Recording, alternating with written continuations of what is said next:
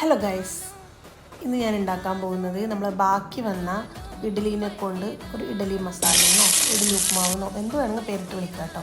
അതിനായിട്ട് ആദ്യം ഒരു കടായി എടുത്തു, എണ്ണ ഒഴിച്ചു, ഉള്ളി ഇട്ടു, പിന്നെ ഉപ്പും കൂടിയിട്ട് ഒന്ന് വഴറ്റിയതിന് ശേഷം കുറച്ച് തക്കാളിയും കൂടി ഇടാം.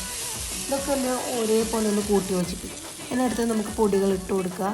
ഞാനിതിലേക്ക് മല്ലിപ്പൊടി, പിന്നെ മുളക് പൊടി, പിന്നെ മഞ്ഞൾപ്പൊടി, പിന്നെ കായ ഇട്ട് കൊടുത്തിട്ടുണ്ടായിരുന്നു കേട്ടോ. കായ നല്ല ടേസ്റ്റാണ് ഇതിലിടുമ്പം. കായപ്പൊടി, പിന്നെ കുറച്ച് സാമ്പാർ പൊടിയും കൂടി ഇട്ട് കൊടുത്തിട്ടുണ്ടായിരുന്നു. ഇതൊക്കെ പൊടികളൊക്കെ ഇട്ടതിന് ശേഷം ഒന്ന് വഴറ്റുക. പൊടീൻ്റെ കുത്തൽ മണം പോയതിന് ശേഷം നമുക്ക് കുറച്ച് കറിവേപ്പിലയും കൂടി ഇട്ട് കൊടുക്കാം. ഇനി ഇതിലേക്ക് നമുക്ക് ആവശ്യത്തിനുള്ള വെള്ളം ഒഴിച്ച് കൊടുക്കണം. വെള്ളം ഒഴിച്ചിട്ടുള്ള ഒന്ന് മിക്സ് ആക്കിയിട്ട് മൂടി വെച്ച് കൊടുക്കാം. അതിൻ്റെ അവസാനം വെള്ളം ഒന്ന് തിളക്കുന്ന സമയത്ത് നമ്മളിങ്ങനെ ക്യൂബ്സ് ആയിട്ട് കട്ട് ചെയ്ത ഇഡലി ഇതിലേക്ക് ആഡ് ചെയ്ത് കൊടുക്കണം. അങ്ങനെ നമ്മുടെ ഈ ഇഡലി മസാല ഇവിടെ തയ്യാറായിട്ടാണ്. നല്ല ടേസ്റ്റാണ്, ഉണ്ടാക്കി നോക്കണം.